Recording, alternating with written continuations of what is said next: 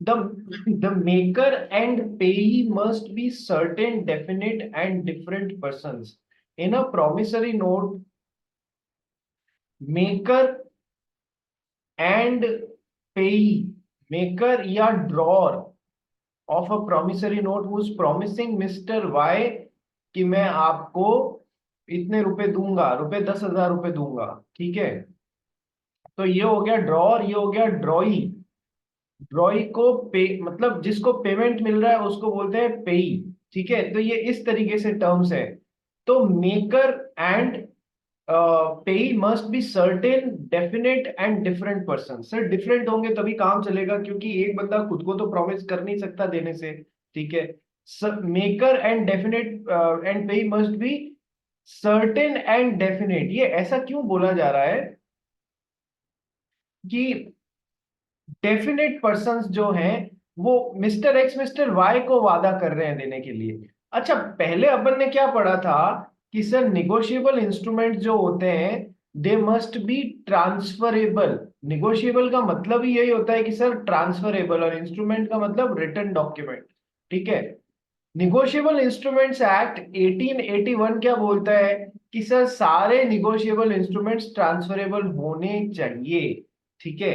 अब मजे की बात क्या है, 1934 में आता है Reserve Bank of India Act. वो पहली बात तो बोलता है एज पर section 21 of the Reserve Bank of India act.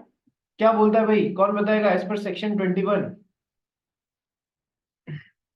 As per section 21 sir currency currency notes note और और बैंक नोट्स जो होते हैं वो प्रोमिसरी नोट्स नहीं होते हैं, ठीक है। करेंसी नोट्स और बैंक नोट्स प्रोमिसरी नोट्स नहीं कहलाएंगे, सबसे पहली बात।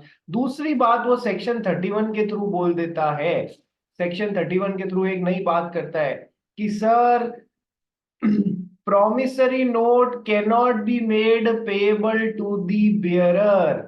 सर उसने साफ मना कर दिया कि सर प्रॉमिसरी नोट जो है वो बेयरर इंस्ट्रूमेंट्स नहीं हो सकते हैं, ठीक है। नॉर्मल जो प्रॉमिसरी नोट्स हैं वो बेयरर इंस्ट्रूमेंट्स नहीं हो सकते हैं, साफ मना कर दिया। तो सर दो तरीके से होता है, मिस्टर एक्स को मिस्टर वाई को ये प्रॉमिसरी नोट का फायदा देना है, या फिर मिस्टर एक्स एक प्रॉमिसरी नोट बना रहे हैं, ठीक है। प्रॉमिसरी नोट वो ऐसा नहीं बना सकते जो कि बेयरर इंस्ट्रूमेंट हो। मतलब मैंने नेथन रिवेरियो को दे दिया, मतलब बेयरर को दे दिया, एक्स ने वाई को दिया, वाई ने जेड को दिया, कोई नाम नहीं लिख रहे हैं, कोई एंडोर्समेंट नहीं कर रहे हैं उस पे, ठीक है। जेड के पास में, जिसके पास में जो भी उसको बेयर विथ कर रहा है वो उसका पेमेंट निश्चित तारीख को आके ले सकता है।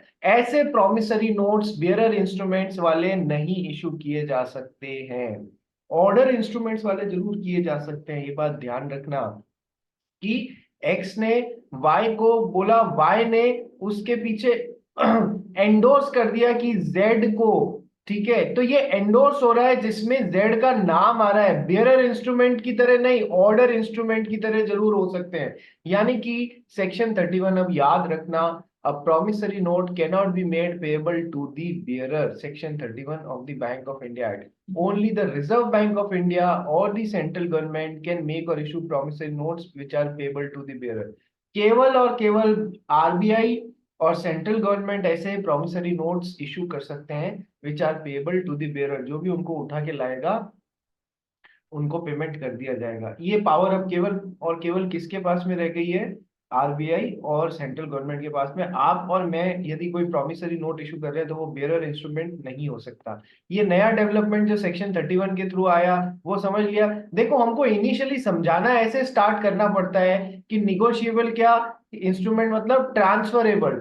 ट्रांसफरेबल दो तरीके से हो सकता है, थ्रू एंडोर्समेंट, ठीक है, एंडोर्समेंट प्लस डिलीवरी, और बाय मेयर डिलीवरी, जिसको हम क्या बोलते हैं? Bearer instrument. और इसको हम क्या बोलते हैं? Order instrument. बात समझ में आई? एंडोर्स किया, पीछे नाम लिखा मैंने तुम्हारा, तो मैं ऑर्डर कर रहा हूं इसको पे किया जाए, ठीक है, और उसको डिलीवर किया, या केवल डिलीवरी यानी कि बेयरर इंस्ट्रूमेंट। तो ये आरबीआई ने सेक्शन 31 के थ्रू इसको मना कर दिया, ऐसे प्रॉमिसरी नोट्स नहीं हो सकते हैं। Got the point everyone? Got the point? Yes sir. ठीक है, मुकुंद, मीत, दक्ष अग्रवाल, यश, अपने वीडियोस ऑन कर लोगे तो तुम्हारा थोड़ा सा डेटा लग जाएगा, इसलिए नहीं ऑन कर रहे हो? हम्म कि सर डेटा बहुत महंगा हो गया है। चलो आ जाओ, नेक्स्ट चलते हैं स्टैंपिंग पे। पढ़ भाई करण Faria. A promissory note must be properly stamped in accordance with the provisions of the Indian Stamp Act, and such stamp must be duly cancelled by maker's signature or initials on such stamp or otherwise. देखो, promissory note जो होता है, अपन ने ये पढ़ा ना ऊपर, specimen देखा था ना प्रॉमिसरी नोट का, कि सर यहाँ पर इन्होंने स्टैंप लिख दिया, सर उतने रुपए का स्टैंप यहाँ पर लगाना पड़ेगा प्रॉमिसरी नोट पे। ठीक है, so promissory note must be properly stamped. Properly stamped का क्या मतलब होता है कि सर मर्जी आए तो 100 रुपए का लगा दिया इस पे स्टैम्प, मर्जी आए 500 रुपए का लगा दिया, ऐसे नहीं। जितने रुपए की स्टैंप कैसे डिसाइड होता है कि कितने रुपए का स्टैंप लगेगा, कि सर जितने रुपए का ट्रांजैक्शन हो रहा है ना दो पार्टीज के बीच में, उस हिसाब से इंडियन स्टैंप एक्ट में एक परसेंटेज में वैल्यू बताई हुई होती है, या एक फिक्स वैल्यू बताई हुई होती है कि सर प्रॉमिसरी नोट्स पे या तो इतनी, या फिर percentage of the transaction, 1 lakh रुपए का है तो 2%, मान लो 2% ऑफ दैट, फॉर मैं जस्ट एक इमेजिनरी वैल्यू ले रहा हूँ, उतना का आपको स्टैंप लगा के सरकार को उतना रेवेन्यू भरना पड़ेगा। So promissory note must be properly stamped, किस हिसाब से, कि in accordance with the provisions of the Indian stamp act. ठीक है sir, and such stamp must be duly cancelled by maker signature और इनिशियल्स ऑन सच स्टैम्प और otherwise. Sir मतलब उसके ऊपर कई बार आपने देखा है कि नीचे एक छोटा सा रेवेन्यू स्टैंप लगा हुआ होता है और उसके ऊपर यूं क्रॉस में साइन कर देते हैं, हाफ में साइन कर देते हैं, तो ऐसा भी होता है, ध्यान रखिएगा।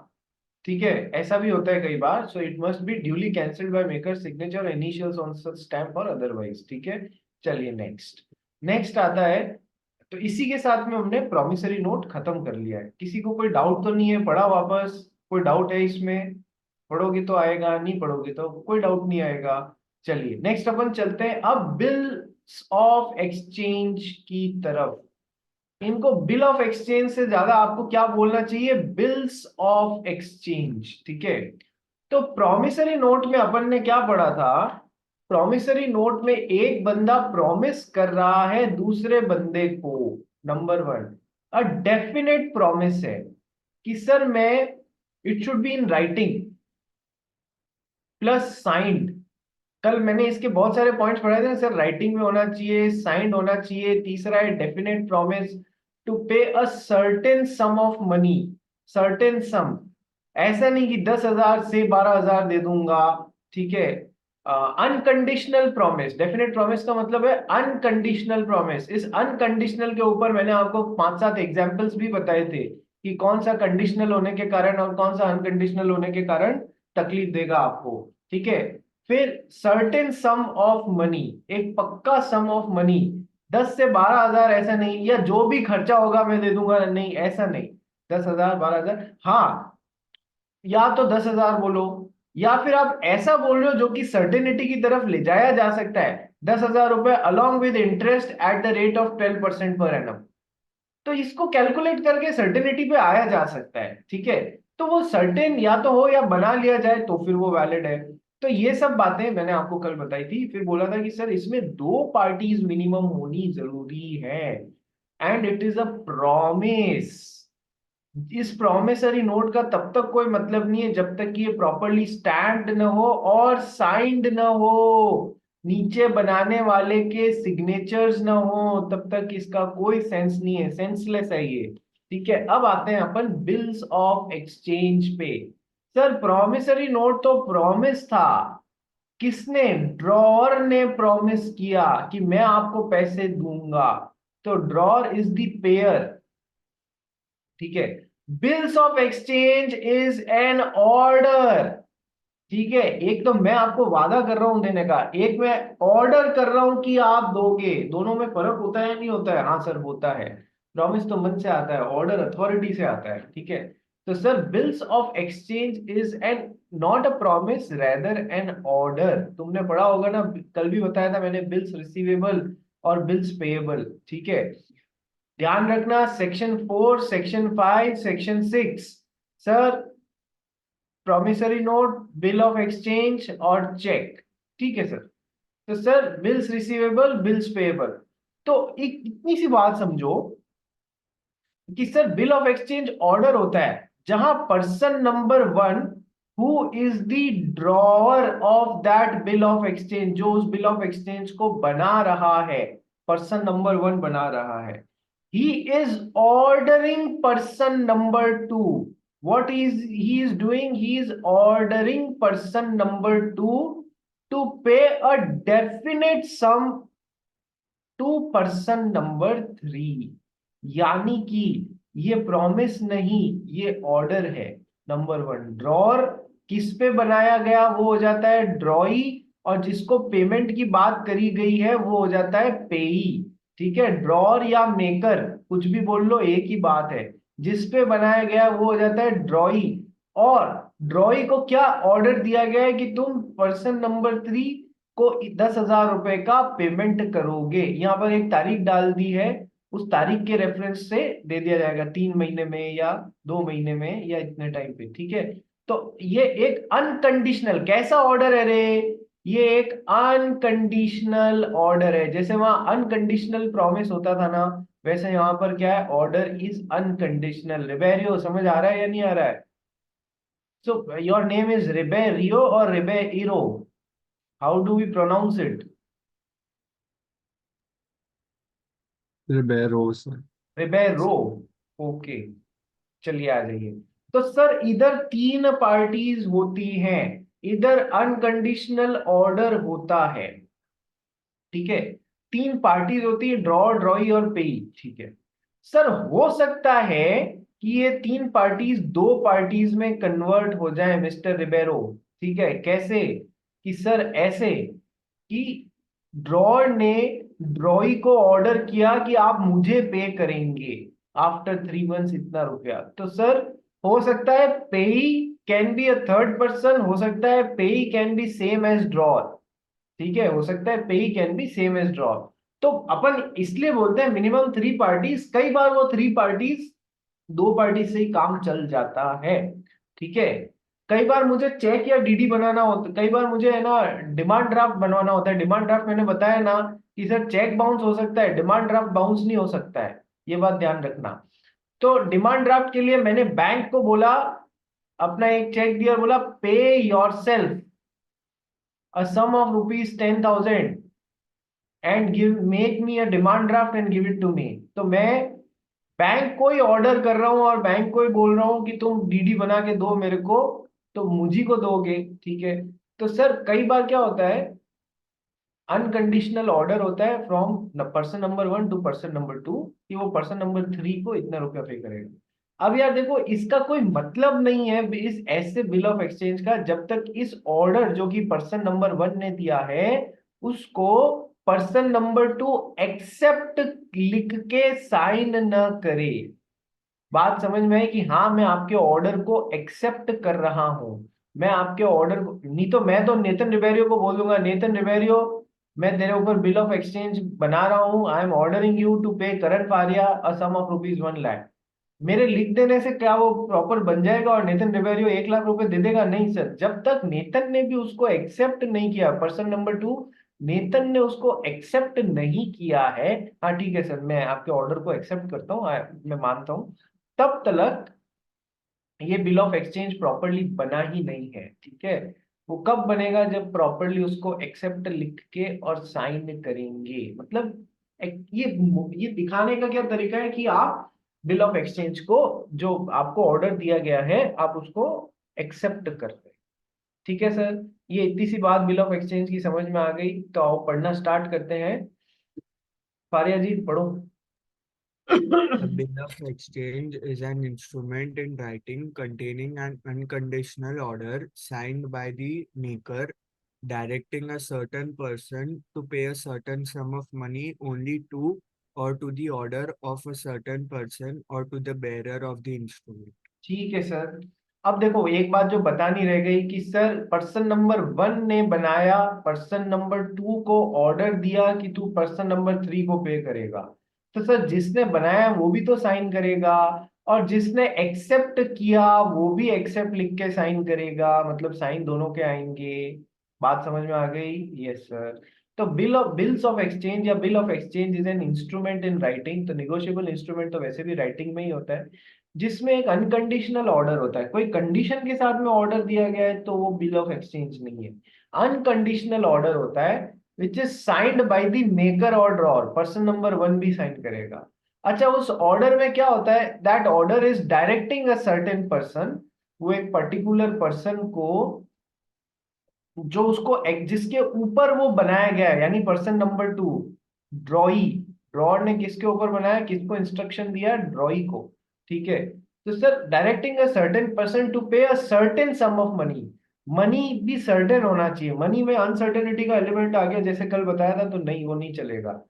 ओनली टू और to the order of a certain person, यानी कि ये क्या बोल रहा है कि सर ये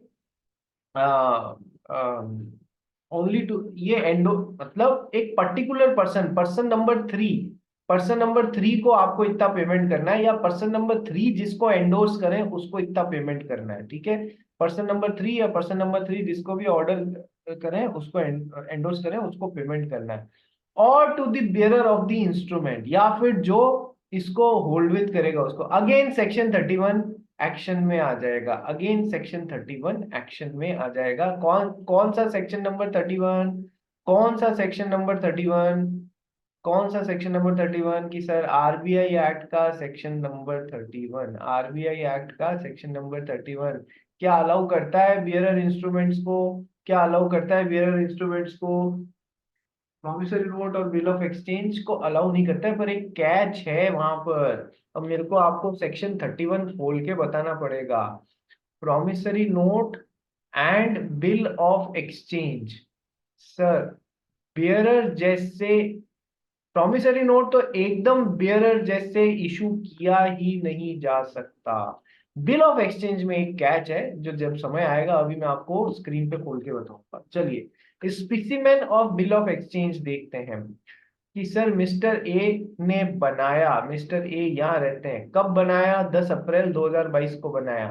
ठीक है, डेफिनेट सम के लिए बनाया, क्या लिखते हैं, 4 months आफ्टर द डेट, इस तारीख के 4 महीने बाद। Pay to mister B, mister B is the third person payee, sum of rupees 10,000 for value received. किसको दिया ये बिल बना के, to mister C, mister C को ऑर्डर कर रहे हैं, he is the drawee, he is the drawer, he is the drawee, वो यहाँ रहते हैं। तो सर मिस्टर ए के सिग्नेचर यहाँ पर आएंगे। ठीक है, अब मिस्टर ये बिल, तभी बिल ऑफ एक्सचेंज बनेगा प्रॉपर जब मिस्टर सी इधर लिखे एक्सेप्टेड और यहाँ पर साइन कर दे, तब ये प्रॉपर बिल बनेगा। ठीक है, आइए पढ़ते हैं। Parties to the bill of exchange, drawer, drawee, payee, पढ़ भाई। Whoever the maker of a bill of exchange, ठीक है, जो drawee, the बनाता है, person, ड्रॉर मतलब जिसने ऑर्डर दिया है, ऑर्डर गिवर या जो मेकर है बनाता है बिल ऑफ एक्सचेंज को, ड्रॉई जिसके ऊपर बिल फाड़ा है। ठीक है, पढ़ भाई। the person directed by the drawer to pay is called a drawee. He is the person on whom the bill is drawn. On acceptance of the bill, he is called an acceptor and is liable for the payment of the bill. His liability is primary and unconditional. His liability is primary and unconditional. Sir ये बहुत बड़ा point है। आपको पता है ड्रॉई कौन है, जिसको ऑर्डर दिया गया है, जो उसको एक्सेप्ट करता है, साइन करता है, तो उसकी लाइबिलिटी, प्राइमरी लाइबिलिटी किसकी है, इस 10,000 रुपए को जो अपन ने ऊपर पढ़ा ना, 10,000 रुपए पे करने की प्राइमरी लाइबिलिटी किसकी है, कि सर मिस्टर सी की है। मिस्टर ए ने बनाया, मिस्टर सी ने उसको एक्सेप्ट किया, और बात क्या करी जा रही है कि मिस्टर बी को 10,000 रुपए आप देंगे 4 महीने बाद। ठीक है सर, तो उसकी प्राइमरी और अनकंडीशनल लाइबिलिटी है, अनकंडीशनल ऑर्डर को उसने एक्सेप्ट किया, हाँ, देना है मतलब देना है, कोई कंडीशन बीच में काम नहीं आएगी। ठीक है सर, अब है ना जो बात बता रहा हूँ वो मॉड्यूल में नहीं लिखी हुई है। सर यदि आपको कभी किसी से पेमेंट लेना हो तो try rather than promissory note, मतलब आप फॉर्मेट यदि बिल ऑफ एक्सचेंज का ऑप्ट करते हैं तो इसमें आपको फायदा होगा। क्या फायदा होगा कि सर ड्रॉर ने बिल ऑफ एक्सचेंज बनाया, ड्रॉई को ऑर्डर दिया, ड्रॉई ने एक्सेप्ट किया कि पेई को पेमेंट किया जाए 10,000 रुपए का। तो यानी इस बिल ऑफ एक्सचेंज में प्राइमरी लाइबिलिटी किसकी है? 10,000 रुपए चुकाने की, ड्रॉई की। यदि ये फेल हो जाता है तो सेकेंडरी लाइबिलिटी किसकी है? ड्रॉर की है, कि वो इसे पेई को 10,000 रुपए देगा। क्या ये छुपी हुई बात समझ में आ गई आपको? Yes sir. इसका मतलब क्या हुआ कि ये एक double secured double secured instrument हुआ या नहीं हुआ, जिसमें पेई को डबल सिक्योरिटी मिल रही है कि पहला तो इसका अनकंडीशनल ऑर्डर है और इसने माना भी है, तो ये पेमेंट करेगा। ये फेल भी हो जाता है तो मुझे अपना पेमेंट ड्रॉअर से रिसीव करने का अधिकार रहेगा। Got the point? Yes sir. ठीक है, इट्स अ डबल सिक्योर्ड। इसलिए धंधे में कभी काम लेना पड़े ना तो डबल सिक्योर्ड इंस्ट्रूमेंट काम लेने से पीछे मत हटना। पॉइंट नंबर सी पर। The person named in the instrument to whom or to whose order the money is by the instrument directed to be paid is payee.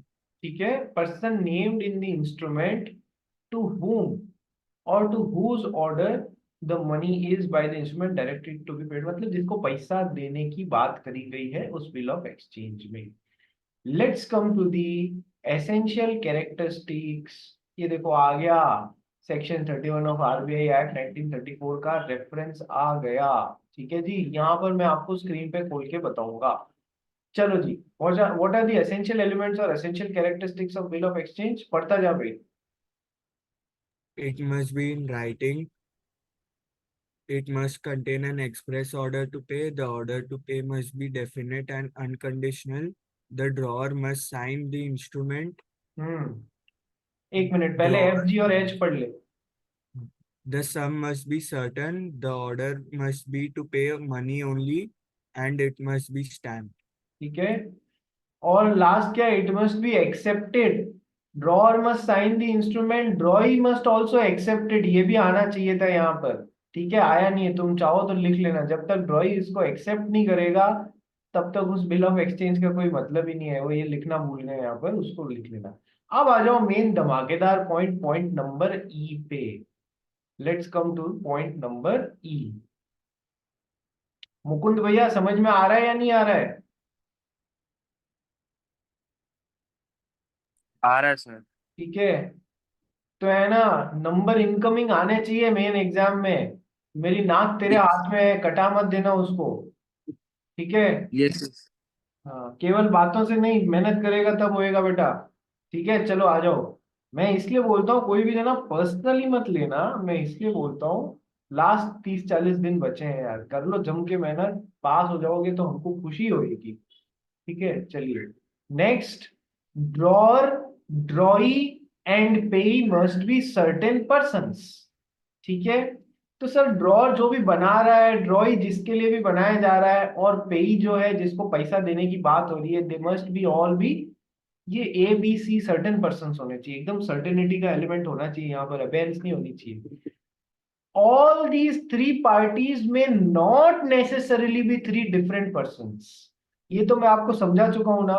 Party number 1 ने order किया party number 2 को कि तुझे party number 3 को 10,000 रुपए का payment करना है, इसने एक्सेप्ट कर लिया तो वो बिल बन गया। सर हो सकता है पार्टी नंबर 3 और पार्टी नंबर 1 एक ही हो, कि पार्टी नंबर 1 ने पार्टी नंबर 2 को ऑर्डर किया कि तुम मेरे को आज से 4 महीने बाद 10,000 रुपए पे करोगे, और इसने एक्सेप्ट किया। तो जो पेई और जो ड्रॉर है वो सेम जना भी हो सकता है। So it is not necessary that they are three different persons, but they must be certain. बात समझ में आ गई? ये तो पहले भी पढ़ चुके हैं यहाँ पर। ठीक है, one can play the role of two. ठीक है जी, चलिए, one can play the role of two, but there must be two distinct persons in any case. लेकिन किसी भी सिचुएशन में दो पार्टीज अलग अलग तो होनी इसलिए चाहिए क्योंकि क्या बंदा खुद से कॉन्ट्रैक्ट बना सकता है क्या?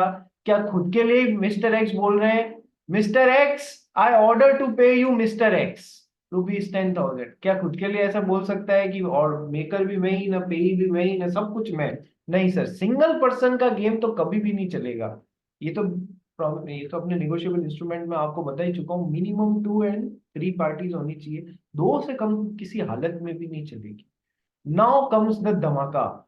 As per Section 31 of the RBI Act, a bill of exchange cannot be made payable to bearer on demand. अब सर ये कॉम्प्लिकेशंस में कॉम्प्लिकेशन क्यों आ जाते हैं? Cannot be made payable to bearer on demand. तो सर समझो, समझो क्या बोल रहे हैं, ज्ञान की गंगा बहेगी अब। सर सबसे पहली ज्ञान की Ganga section 4, section 5, section 6, promissory note, bill of exchange and cheque. सबसे पहली ज्ञान की Ganga, cheque is nothing but a type of bill of exchange itself. Cheque is nothing but a sort of bill of exchange. ठीक है, ये पहली बात ध्यान रखना। सर कैसे? कि सर तीन पार्टीज होती है। मान लो हमारे मुकुंद ने, कहाँ चला गया मुकुंद? मुकुंद आज तेरा दोस्त नमित नहीं आया क्या? बारी बारी से आते हो क्या? एक दिन वो आएगा एक दिन मैं आऊंगा, ऐसे मत करना। तो नहीं सर नहीं सर। हमारे मुकुंद का खाता कहां पर है? कि सर आईसीआईसीआई बैंक में इसने अपना अकाउंट खोला हुआ है। ठीक है सर। तो मुकुंद ने आईसीआईसीआई बैंक का एक चेक काट के दिया करण फारिया को। ठीक है, फॉर 10,000 रुपीज। करण फारिया को फॉर 10,000 रुपीज, नीचे उसने अपने साइन कर दिए, यहाँ पर तारीख डाल दी।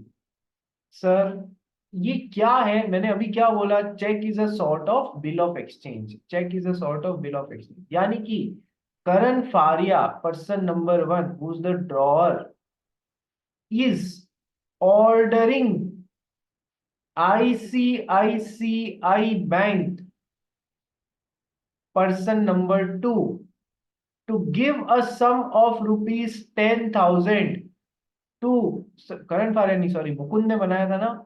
Mukund is the drawer ordering ICICI bank person number 2 to give a sum of rupees 10,000 to person number 3। किसका नाम लिखा हुआ है चेक में? कि करण फारिया। कितनी तारीख को? इधर, या साइन कर दिया। ठीक है, तो तीन पार्टीज है। मुकुंद जिसने वो चेक बनाया, बिल ऑफ एक्सचेंज बनाया, ordering ICICI bank person number 2, and किसको देने का बोला है? To pay rupees 10,000 to current फारिया पर्सन नंबर 3।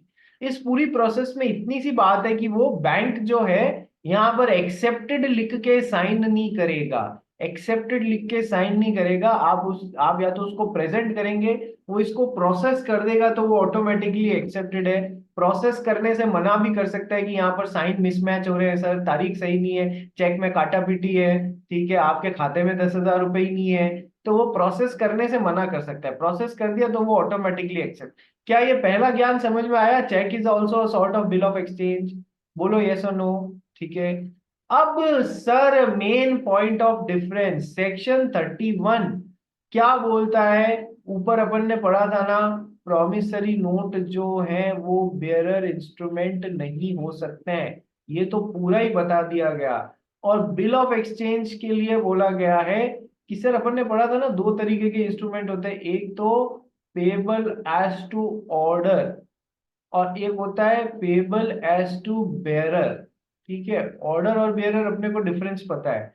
ऑर्डर में तो नाम लिख देंगे जिसको भी दे रहे हैं, और बेयरर में जो भी उठा के लेके आ जाएगा उसको दे देंगे अपन। ठीक है, अब क्या होता है, बेयरर इंस्ट्रूमेंट जो होते हैं ना, पेएबल एज टू डिमांड भी होते हैं। अब ये कंसेप्ट समझो, payable negotiable instruments payable as to demand भी होते हैं। सर ये क्या नया एंगल आया? आओ समझाता हूं। सर मुकुंद ने ये चेक जो है किसको दिया होगा बेटा? करण फारिया को दिया होगा कि ये ले जा चेक 10,000 रुपए का, तेरे बैंक पे लगा देना तो तेरे को पेमेंट मिल जाएगा। तो करण फारिया जाके उस चेक को बैंक में ले जाके प्रेजेंट करके और डिमांड करेगा या नहीं? डिमांड करनी पड़ेगी इसको, या केवल चेक अपनी जेब में घूमता रहेगा लेके? तो बैंक अपने आप पूछेगा क्या करण फारिया का कि सर आपको वो चेक मिला था उसका पेमेंट कर दूं क्या? अपने आप पूछेगा क्या? नहीं। करण फारिया को उस नेगोशिएबल इंस्ट्रूमेंट को प्रेजेंट करके डिमांड करेगा, तभी वो पेएबल की प्रोसेस स्टार्ट होगी, अदरवाइज नहीं होगी। कुछ में पेएबल एज टू डिमांड नहीं होता है, कुछ निगोशिएबल इंस्ट्रूमेंट्स में, कुछ में पेएबल एज टू डिमांड ही होता है, जैसे कि चेक। क्या ये बात समझ में आ गई आपको? पेएबल एज टू डिमांड क्या होता है? मैंने चेक आपको दिया और आप जेब में लेके घूम रहे हो, बैंक में जाके डिमांड ही नहीं कर रहे हो कि ये 10,000 रुपए के चेक से मेरे खाते में पैसे डालो, तो क्या आपको पैसा मिलेगा? नहीं सर, नहीं मिलेगा। इसलिए कुछ negotiable instruments payable as to demand होते हैं। अब ये लास्ट लाइन की तरफ वापस आओ, जैसे कि चेक। चेक को कुछ bill of exchange payable as to demand होते हैं। एग्जांपल सबसे बड़ा उनका चेक ही है। चेक को ले जाके हमको डिमांड करना पड़ता है बैंक में कि लाओ पैसे दो। ठीक है। सो अब क्या बात है, एज पर section 31 of RBI act, a bill of exchange can not be made payable to bearer on demand. Payable to bearer on demand, ये लाइन क्या बोल रही है? Bill of exchange can not be made payable to the bearer on demand. ठीक है। Bearer on demand, order on demand चल सकता है, ऑर्डर ऑन डिमांड चल सकता है, बेयरर ऑन डिमांड नहीं चल सकता। अब सर ये क्या डाल दिया आपने? आओ एग्जांपल से समझते हैं, बहुत इजी है। देखो कंसेप्चुअली चलोगे ना, कोई एक पैसे की दिक्कत नहीं आएगी।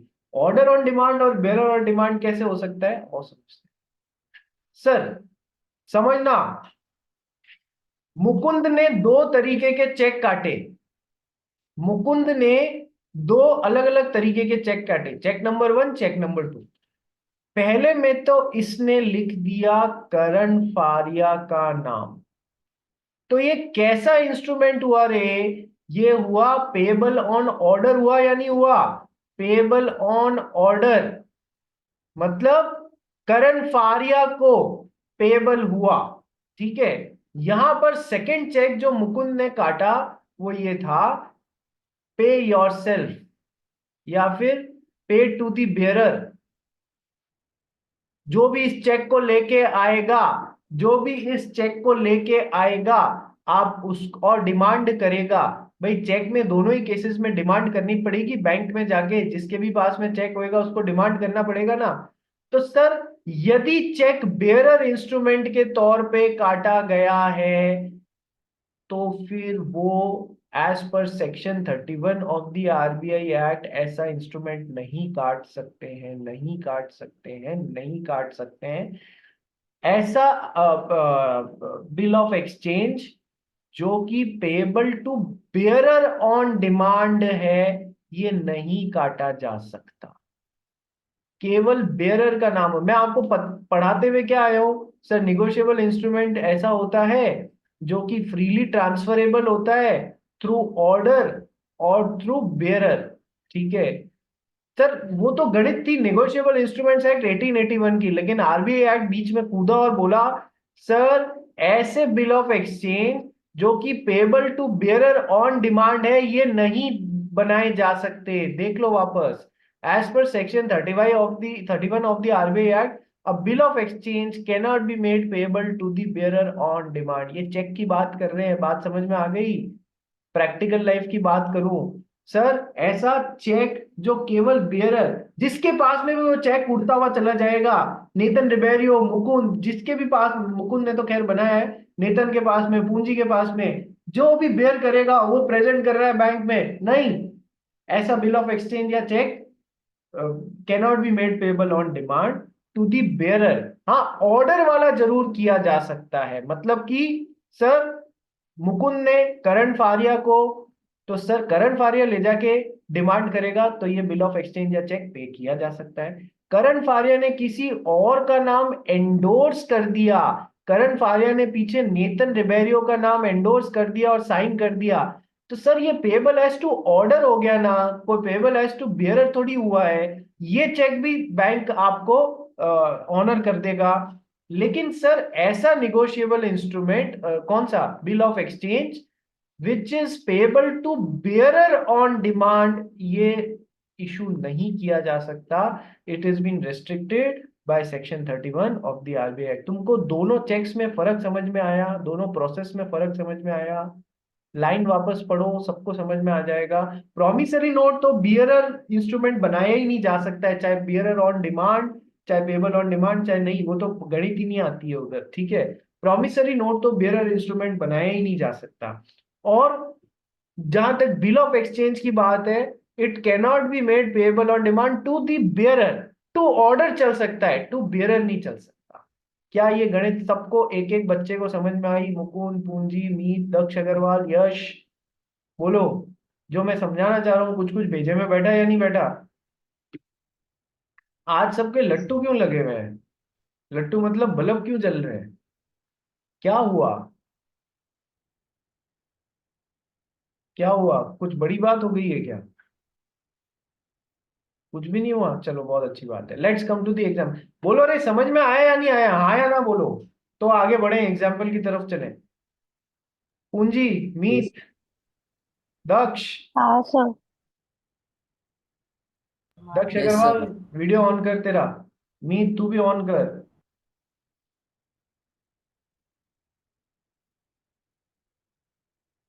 अरे दक्ष अग्रवाल कहाँ चला गया? यश तू भी ऑन कर।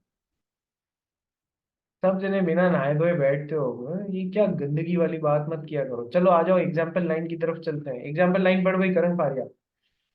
On demand, pay to the bearer the sum of rupees 500 for value received. It is invalid bill of exchange.